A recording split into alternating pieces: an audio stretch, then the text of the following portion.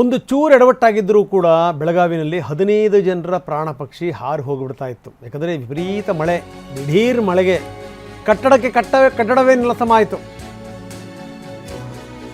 ಅಥಣಿ ಪಟ್ಟಣದಲ್ಲಿ ನಡೆದಿರುವಂಥ ಘಟನೆ ಇದು. ಅಲ್ಲಿ ನೋಡಿ ಹುಟ್ಟುಹಬ್ಬ ಮಾಡ್ತಾ ಇದ್ರಲ್ಲಿ.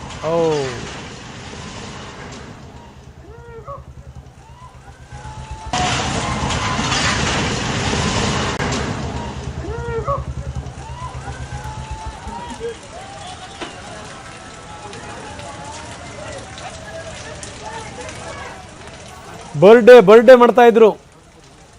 ಒಂದು ಚೂರು ಎಡವಟ್ಟಾಗಿದ್ರೂ ಕೂಡ ಬರ್ಡೇ ಅಲ್ಲ, ಇನ್ನೆಂದೂ ಕೂಡ ಅವ್ರ ಜೀವನದಲ್ಲಿ ಬರ್ಡೇ ನೋಡೋಕ್ಕೆ ಸಾಧ್ಯ ಇರ್ತಿರ್ಲಿಲ್ಲ. ದೇವ್ರು ದೊಡ್ಡವನು.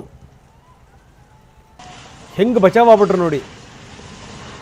ಈ ಯಾಕೋ ಕುಸಿತಾ ಇದೆ ಅಂತ ಗೊತ್ತಾದ ತಕ್ಷಣ ಇದ್ದಕ್ಕಿದ್ದಂಗೆ ಓಡಿ ಬಂದರು. ಅದು ಯಾವ ದೇವ್ರು ಬುದ್ಧಿ ಕೊಟ್ಟನೋ ಏನೋ. ಯಾಕಂದರೆ ನಮ್ಮ ಹುಡುಗರುಗಳು ಅಂದರೆ ಎಲ್ಲರನ್ನೂ ನಾವು ಕೆಟ್ಟದಾಗಿ ಹೇಳ್ತೀವಿ ಅಂತ ಭಾವಿಸ್ಬೇಡಿ.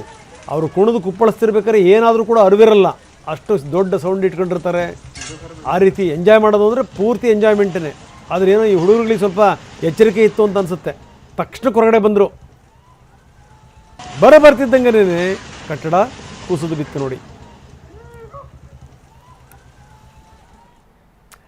ಇನ್ನು 7 ದಿವಸ ಭಾಳ ಹುಷಾರಾಗಿರಿ, ಯಾಕಂದರೆ ವಿಪರೀತ ಪ್ರಮಾಣದಲ್ಲಿ ಮಳೆ ಆಗಬಹುದು.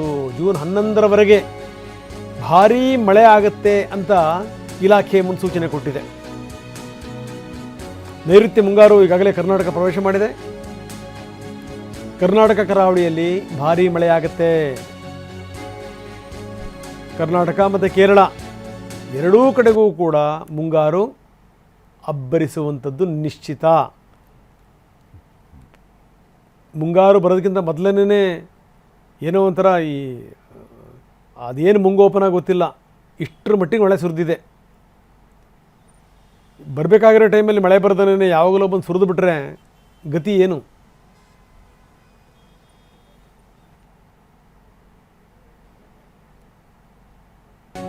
ನಾನು ಹೇಳ್ತಾ ಇದ್ದೆ, ಕರ್ನಾಟಕ ಕರಾವಳಿನಲ್ಲಿ ಹುಷಾರಾಗಿರಬೇಕು ಅಂತ ಅಲ್ಲಿ ಹೈ ಅಲರ್ಟ್ ಘೋಷಣೆ ಮಾಡಲಾಗಿದೆ. ಕಂಟ್ರೋಲ್ ರೂಮ್ಗಳನ್ನು ತೆರೆಯಲಾಗಿದೆ. ಕಾಳಜಿ ಕೇಂದ್ರಗಳನ್ನು ಗುರುತು ಹಚ್ಚಲಾಗಿದೆ.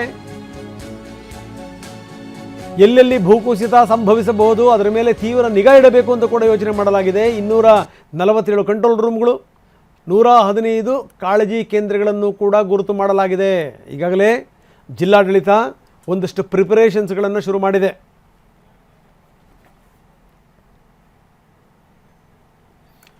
ಇನ್ನು ಕೇರಳದಲ್ಲಿ ಮಳೆಯ ಆರ್ಭಟ ವಿಪರೀತ ಇದೆ. ಮುಂಗಾರು ಈ ಬಾರಿ ದೊಡ್ಡ ಪ್ರಮಾಣದಲ್ಲಿ ಬರ್ತಾ ಇದೆ.